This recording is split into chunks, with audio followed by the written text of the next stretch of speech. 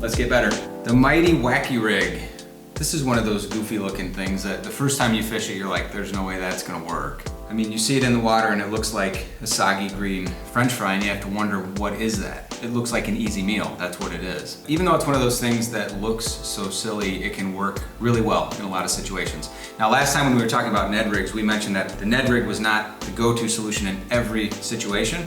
This is something that I have tied on quite a bit. It looks like an easy meal. It looks like something that's dying slowly. And as this falls through the water column, the edges kind of undulate, which means they quiver a little bit. And so it looks like something is just on its last leg, like it's on its way out, and it would be an easy meal. So a lot of times when people think Wacky Rig, they think Senko. So a Senko is often called a cigar bait or stick bait. A lot of times people actually use the term Senko to talk about that type of fishing. This is a stick bait, but it's a little bit different. It's a little more subtle than a Senko. The Senkos that I use are larger. The thing about them though is that no matter what kind you use, they can catch fish. So recently I've been throwing this. This is a 4-inch Strike King KVD Perfect Plastics. It's part of that series. It's called an Ocho. So it's an 8-sided stick bait, and this is green pumpkin, so it's green with black fleck in it. And this is a VMC Weedless Wacky hook. It's got this wire guard on it here, and it's got this nice clean little resin ball around where the wire guard is attached to the shank. And so I've caught fish on this from the shore, I've caught fish on this from the boat. I'm casting towards docks, casting towards weeds or mats or things like that. This is one of those baits that a lot of people will keep and they'll use it as a throwback lure. So if a fish blows up and they miss it, they'll pick this up off the deck and they'll throw it right back out where that fish was at. So a lot of times what I'll do is I'll start with something that's moving a little bit faster. You know, in the past couple videos we talked about frog fishing, stuff that's a little more aggressive. We're gonna get into some buzz baits and some things like that work this fall as well. But I'll start with something a little bit faster and I'll have one of these with, so that I can either, again, throw it back if I miss a fish, or if I want to slow down and work an area a little bit slower. I would use this in the pond though, because it doesn't have that weighted jig on it, and it's not going to go nose down in that muck at the bottom. I can fish this a lot slower and keep it in the strike zone longer because it doesn't sink as fast, and it's not a straight shot down. Now on a sandy bottom, depending on the species as well, if I was going to fish for smallmouth, I would go with that Ned rig over the Ocho here. This is an important bait though. This is something that I will keep tied on quite a bit. So there's a couple cool features about this bait. One is that it's got 8 sides. It's not a perfect cylinder.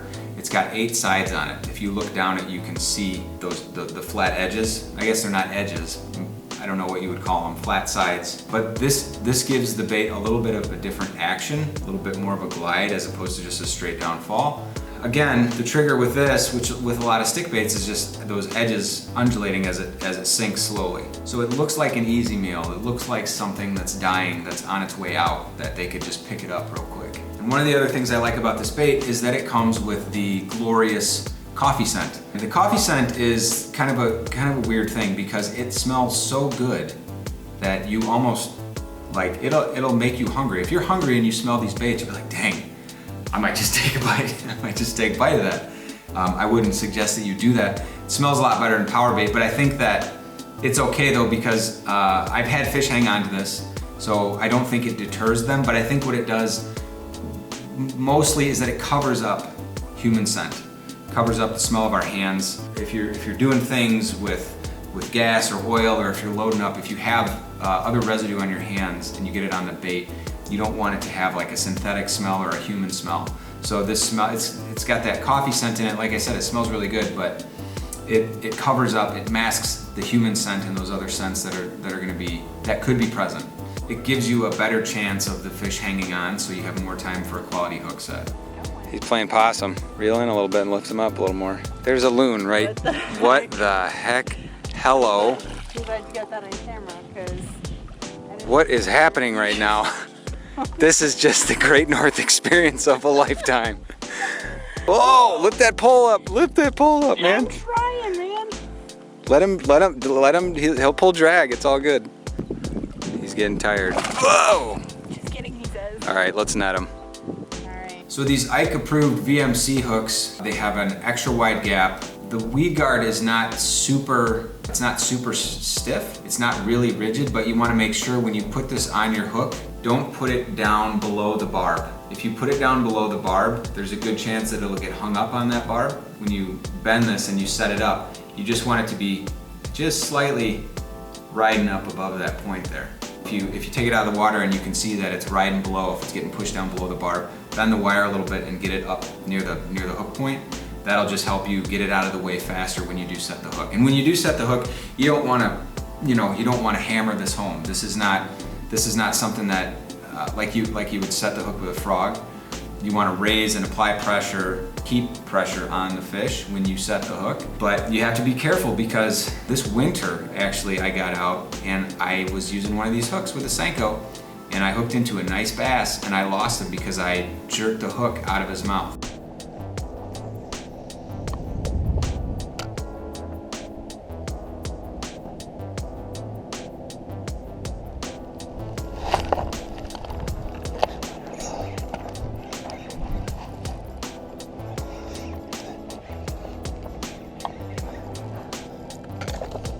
Oh, you bastard.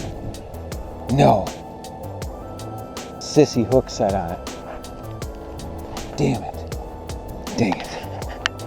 I got a good hook set with this, but it's not a huge hook. You're not gonna get around the entire jaw with this. You're trying to stick it in his mouth somewhere. I put too much pressure on it and I popped it free, and it was the only hit that I had all day in about 2 hours of fishing in the snow.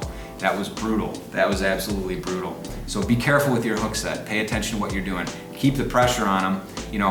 Apply enough force that you can set the hook, but don't go over the top with it. So isn't this kind of similar to the Ned rig? Well, I mean, it's about the same size as that hula stick that I was talking about last time. Some of you might be getting a little critical and saying, well, as a minimalist fisherman, why do you have all this stuff?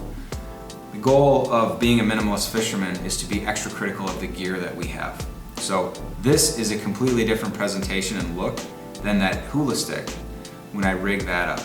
So as we continue to discard things and be more intentional about the baits that we're buying and the baits that we're throwing, our goal is to kind of cultivate a smaller repertoire that we're really comfortable with and that we're very confident in. This is something that it works for me. A lot of times we don't always just fish for bass.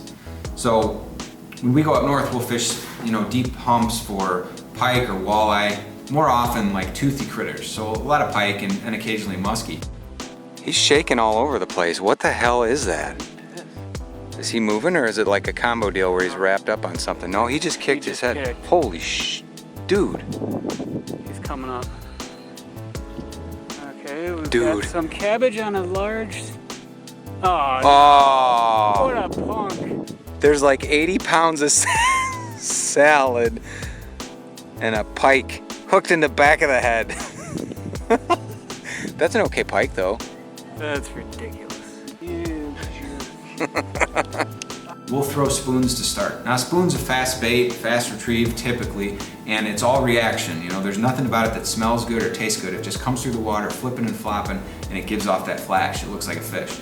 Well, after we work an area with those faster moving baits for, toothy critters, then what I'll do is I'll slow down and I'll throw a jig, or I'll throw something like this, depending on how deep those humps are. I'll throw something like this so that I can work it around that same area and look for fish that are not gonna jump at the super active stuff, and try to get the attention of those other fish that I think are there. A lot of times it works. And so this and a handful of other baits are in heavy rotation, and that's what it means to become a minimalist fisherman, is to focus on minimizing your gear, zeroing in on the presentations that work, and making sure that you're not a collector. You don't want to become a collector. You don't want to go collect a bunch of baits, a bunch of presentations, a bunch of gear. That's not the point. So this is one that I would strongly suggest that you try out though. Work it against Senkos. Work it against some of the other cigar baits that you might already have in different colors and see what works in your area. As you start to make progress, chances are you're going to feel a sense of satisfaction. That's one of the things that really has the potential to make us happy in life, is progress, making progress. Think about that a lot when you're thinking about what is it that I'm doing, or if you ever get into a situation where you're considering, you feel like you're just floating, you feel like you're just treading water and you're not sure what's going on in life. I can tell you that if you can pick something and make some progress with it, whether it's a hobby or a skill, business, relationship, progress will help you get over that hump and make you feel better about the fact that you are moving forward. You know, you don't have to be down in the dumps. You make a little bit of progress, you feel better, you reevaluate where you're at, you do it again. You get yourself out of those slumps. So by going through and evaluating all these things, that's what we're trying to do, and it's very important, and it's helped me a lot, and that's why I'm sharing all this stuff. You know, this isn't a super sexy topic that a lot of people are going to gravitate to. This is something that's going to help a select few people that feel overwhelmed. This is something that's going to help. It's going to help me continue to force myself to go down this path, because I know the further I get, the more beneficial it's going to be. It's going to pay dividends, but it's definitely not. This is not something that's going to have mass appeal, and that's okay, because I'm not going to convince people that they need to throw out all their fishing gear, and I don't want to. But I do hope that I connect with some people and we can talk about how do we zero in on things that are just the most efficient so that we can have the most fun in our limited amount of time, in the limited amount of time that we have to go out and enjoy the sport. So I'm gonna tell you a quick story.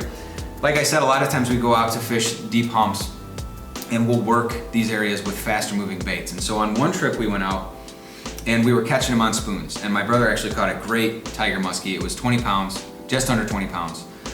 Something like 44, 45 inches. Really great trip. A couple days later we go out and it was hot. It was really, really hot. We get out there and we're throwing spoons for like 2 hours and nothing. So we're like, well, okay, it's time to move. And when I say 2 hours, there were multiple humps that we were working. We didn't stay in one single spot for 2 hours. But we're like, it's not happening out here, we need to go. So we went to a weedy bay that was, I'd say we were about 30 or 40 yards offshore. And so we started to work the outside edge, still nothing with the spoons.